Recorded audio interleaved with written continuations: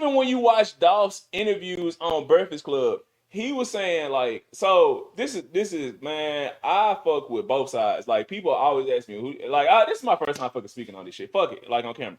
They always ask me who I rock with, Gotti or Dolph, being that I'm from Memphis. Me and Gotti are literally from the same apartments. Like we both from Ridgecrest. I used to chop Dolph's dad up, and I used to arch his mama's eyebrows. So I know both sides. Like you know what I'm saying. Like we didn't know Gotti like that, but I know a lot of people around him type shit. And we went to the same high school. I say neither one of them was putting money in my pocket, so I was never involved in the beef like that. I didn't give a fuck who was talking shit about who. Just put out some good music and we cool.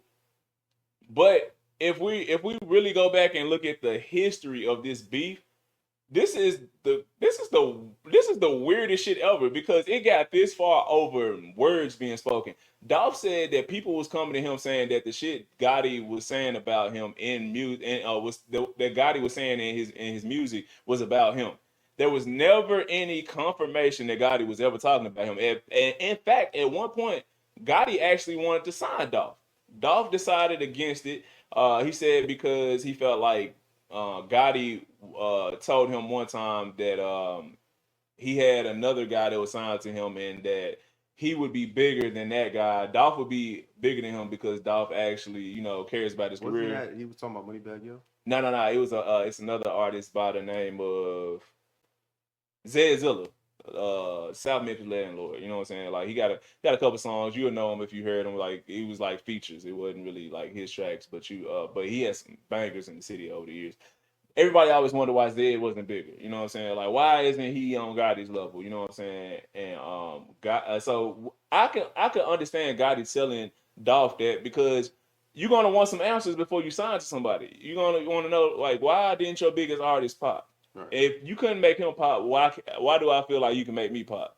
So Gotti was like, hey, he wasn't really in love with music the way you are. And the way you care about your career, you already dropped 8 and 9 mixtapes before you ever met me.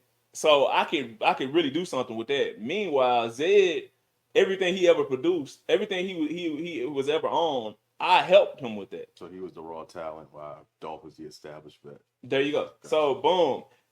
But Dolph took that as, yo, you talking about your boy behind his back to me. You'll do the same shit to me. I can see where that gets turned. Yeah, so I can understand both, perspectives.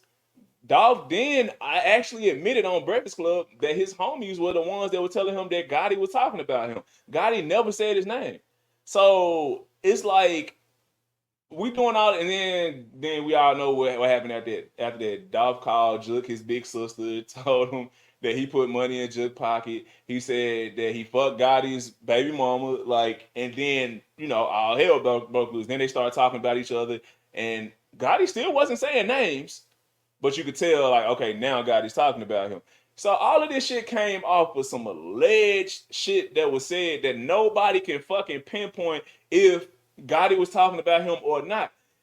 We took hearsay, and that shit went from I'm trying to sign you to us beefing to you talking about my brother to you fucking the baby mama to somebody getting killed to my brother getting killed.